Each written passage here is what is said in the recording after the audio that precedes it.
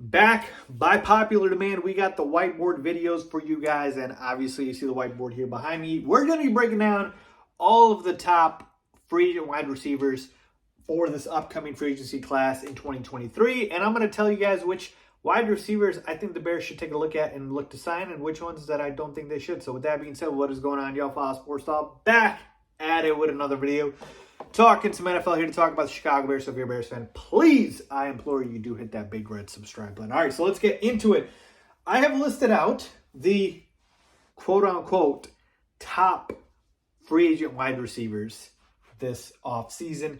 And, man, the word top is doing a lot of heavy lifting here because, yeah, you see the list.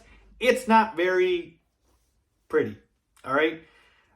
Not any household names here. You got no superstars. You got no Tyreek Hills, no Stephon Diggs. Nothing like that.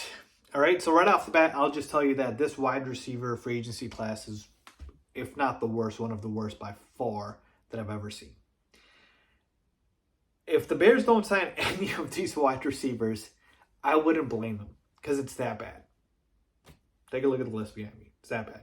But I believe they will sign one or more of these guys. And so I only picked out the top handful of guys. I mean, after this, this list is already bad. So after this, just think about it. We're talking about third, fourth stringers. All right, so let's go ahead and take a look at it. And right off the bat, I'm going to tell you guys the guys that I don't want on this list, right? And you know what? We can kind of eliminate the fringe guys here that are too old and really aren't going to be necessary for the Bears. Like, for example, Jarvis Landry. I'm sorry. Jarvis Landry's past his prime. He's old. He's a slot receiver, one-trick pony. No. I don't want Jarvis Landry. Too slow. Marvin Jones, same thing. Over the hill, past his prime. Doesn't really do anything for us. It wouldn't be a big benefit having him on signed on the roster.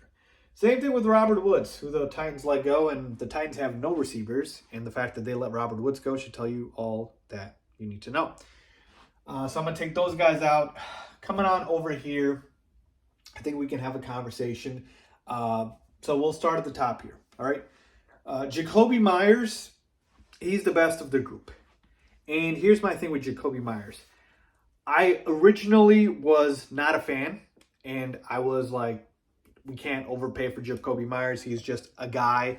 But he's been, pretty productive here. And it's not like his quarterback situation was fantastic with the Patriots, right? They were going back and forth between two guys. It's Mac Jones, Bailey Zappi, back-to-back 800-yard-plus receiving yard seasons. And Jacoby Myers is a guy who, again, he can do a little bit of everything, although they traditionally do line him up more in the slot.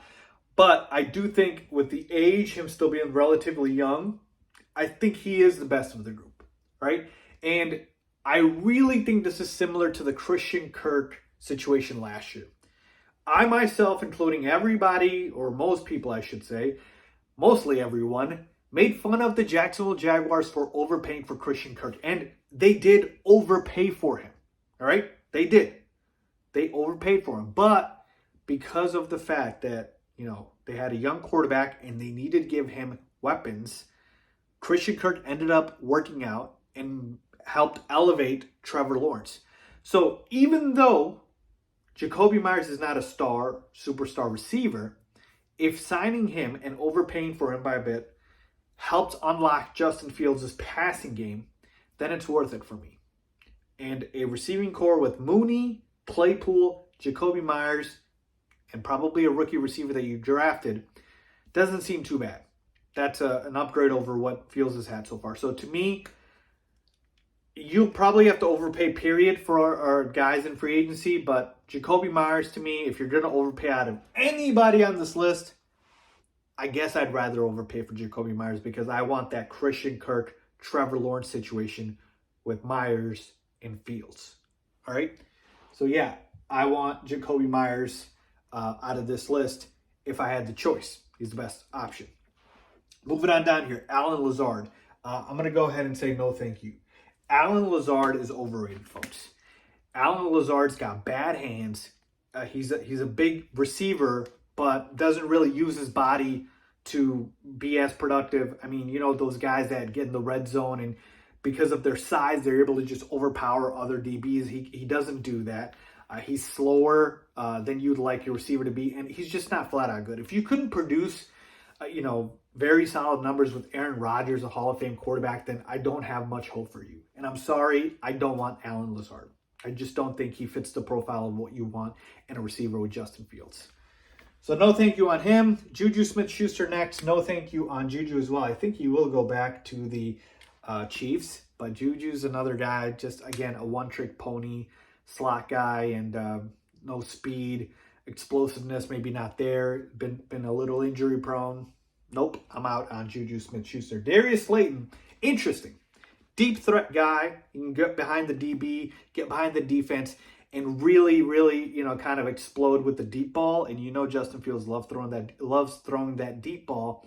And I like Darius Slayton, and he was the de facto #1 receiver for the Giants after they suffered all of those receiver injuries. So if he ends up being, you know, the guy we sign, I wouldn't mind it. And as a #3 option, I don't think Darius Slayton's a bad guy, a bad receiver. He's got size. Again, he's got speed. That's more than you can say for the other guys here. So I don't mind Darius Slayton. I think I'll go ahead and put a check by him. DJ Chark, another guy who's got the speed, deep ball element last year with the Lions. Really, you know, came on second half strong. Jared Goff uncorking those long passes to him. And I think DJ Chark is a guy who has still potential, still kind of relatively young here. And I think he is a guy who could help Justin Fields in this offense. Again, more of a #3 receiver, similar to Darius Slayton. I would not mind him. If you can kind of tell, I'm targeting speed with these receivers here versus, you know, the possession receivers, the slot guys. So don't mind DJ Chark as well. Paris Campbell. A lot of Bears fans seem torn on Paris Campbell. Some hate him, some love him. I'm not a big Paris Campbell guy, but he did come on stronger in the second half of the season. He would, to me, be 4th on this list behind these 3 guys. So if you are looking at another receiver, I guess I wouldn't mind Paris Campbell.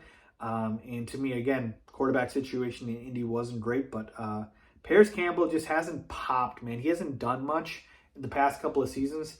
Last year was really the only time I felt like, okay, he had some games here and there, but overall, he's a whatever type of receiver to me. Doesn't really do much. If we sign him, it is what it is. So I guess I could put kind of a line there to say, don't really care if they sign Paris Campbell, but I'm not going to X him out. All right.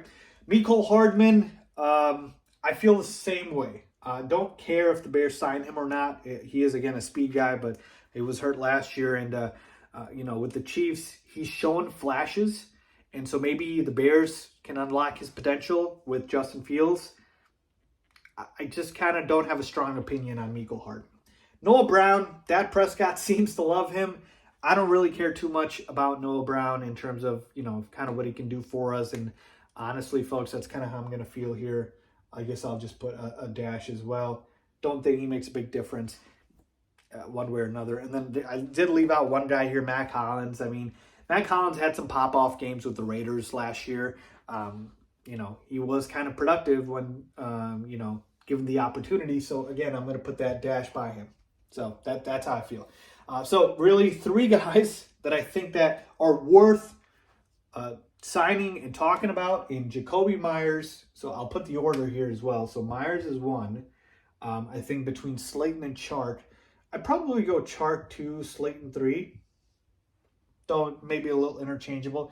And then after those guys, Campbell, Hardman, Brown, and Hollins. Don't really care one way or the other, but I'm not Xing them out. And I don't want the rest of these guys here that I crossed out. So let me know what you guys think. Which free agent wide receivers do you want the Chicago Bears to sign? Leave a comment down below as always. Thanks for watching.